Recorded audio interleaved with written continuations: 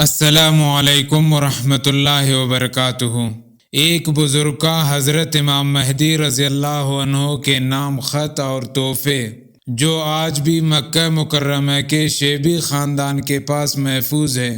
خط میں کیا لکھا گیا ہے اور تحفے میں کیا ہے، جانیے اس ویڈیو میں۔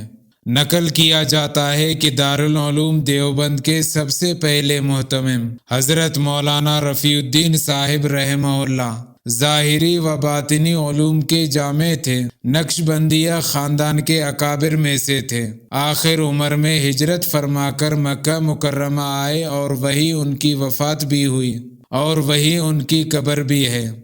آپ کو آخر زمانے میں علامات قیامت کے ظہور، خصوصاً حضرت امام مہدی علیہ السلام کی قیادت میں عالمی ایمانی جدوجہد سے خصوصی دلچسپی تھی۔ حضرت مہدی کا ظہور مکہ مکرمہ میں ہونا تھا۔ دوسری طرف انہیں یہ حدیث بھی معلوم تھی کہ نبی اکرم صلی اللہ علیہ وسلم نے شیبی خاندان کو فتح مکہ کے موقع پر بیت اللہ کی کنجیاں یعنی چابیاں سپرد کی ہے، اور بیت اللہ چونکہ قیامت تک باقی رہے گا، اس لیے مکہ میں چاہے سارے خاندان اجڑ جائے لیکن شیبی کا خاندان قیامت تک باقی رہے گا۔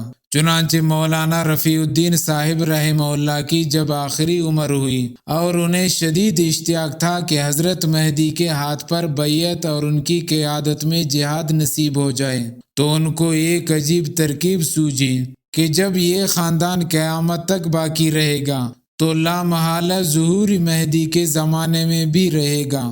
جب حضرت مہدی کا ظہور ہوگا اور وہ کعبۃ اللہ کے دیوار سے ٹیک لگائے مسلمانوں کو بیعت کریں گے، تب کعبۃ اللہ کی چابیاں شیبی خاندان کے کسی فرد کے ہاتھ میں ہوں گی۔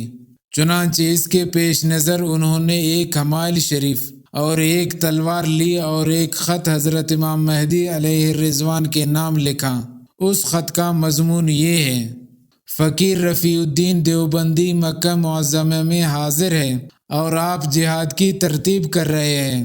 ایسے مجاہدین آپ کے ساتھ ہیں جن کو وہ اجر ملے گا جو غزوہ بدر کے مجاہدین کو ملا تھا، سو رفیع الدین کی طرف سے یہ حمائل تو آپ کے لیے ہدیہ ہے، اور یہ تلوار کسی مجاہد کو دے دی جائے کہ وہ میری طرف سے جہاد میں شریک ہو جائے اور مجھے بھی وہ اجر مل جائے۔ اور یہ تینوں چیزیں شیبی خاندان والوں کے سپرد کی اور ان سے کہا کہ تمہارا خاندان قیامت تک رہے گا، یہ حضرت مہدی کے لیے امانت ہے۔